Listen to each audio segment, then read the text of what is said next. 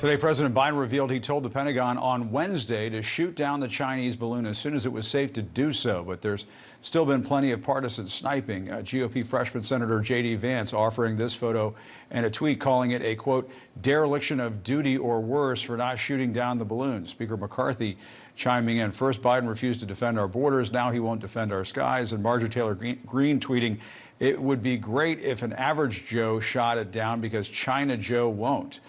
Joining us now to talk about this is CNN political commentator S.E. Cupp and Molly Jong-Fast, special correspondent for Vanity Fair.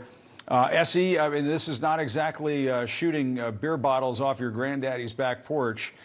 I think what we saw today was the U.S. military handling this in a very professional way, which is, I mean, really how it should end.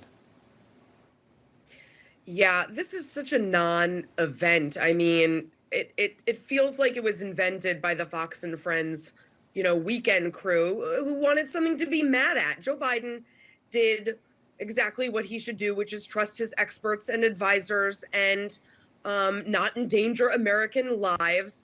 And when you put this next to like the former guy who literally had his followers storm the Capitol armed to try and overturn an election, it just seems so absurd that this partisan bickering has stooped to such a low level. We're all going to be mad that Joe Biden took too long to shoot down a Chinese spy balloon.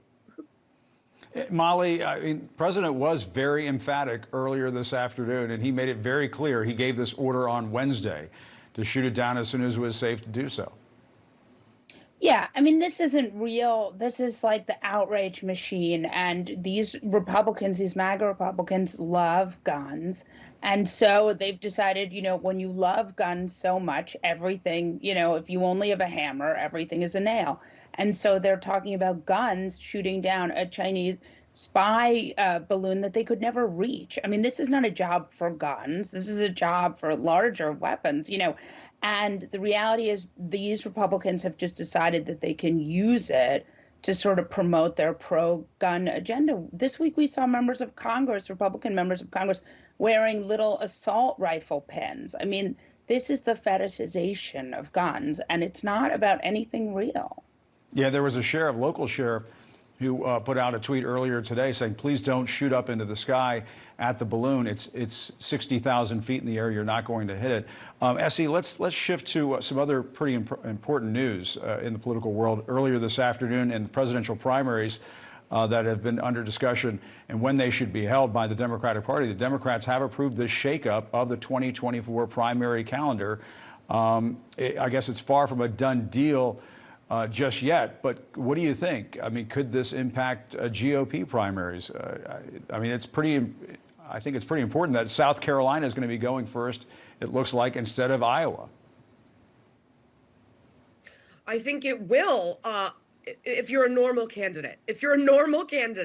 I think it will absolutely affect your calendar, your timing, and your get out the vote machine. I'll remind you, the only person who is announced is Donald Trump, other than Steve Laffey, the former mayor of Cranston, Rhode Island, who has about 500 Twitter followers. Trump's the only one who's announced. So for Trump, I don't think this matters at all because he's not a conventional candidate. He doesn't care about the calendar. His get out the vote machine is, Twitter and Truth Social and his rallies. So, I mean, it really depends on who gets in the race and when. And Molly, on the Republican side, although a half dozen or so potential candidates have dropped hints, it looks like Nikki Haley will be the first to officially take on Donald Trump. You wrote about Trump's campaign and how it's anything but normal at this point. What stands out to you when it comes to not normal? I mean, he's trying to sort of channel a Jeb Bush normal style campaign rallies as opposed to these like huge MAGA rallies that he used to have with all these people following him around.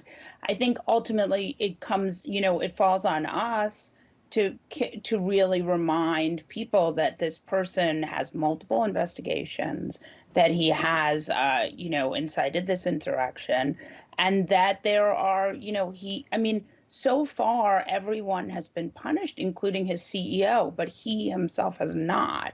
And I think that that's, an odd place to be. And right now, he still is the Republican frontrunner. So I think it's hard to cover him. But I do think the one thing that is good is he's not going to have all the free media he had last time. I think you're absolutely right about that. All right, S.E. Cupp, Molly Jong-Fast, thanks so much, ladies, for your time this afternoon. We appreciate it.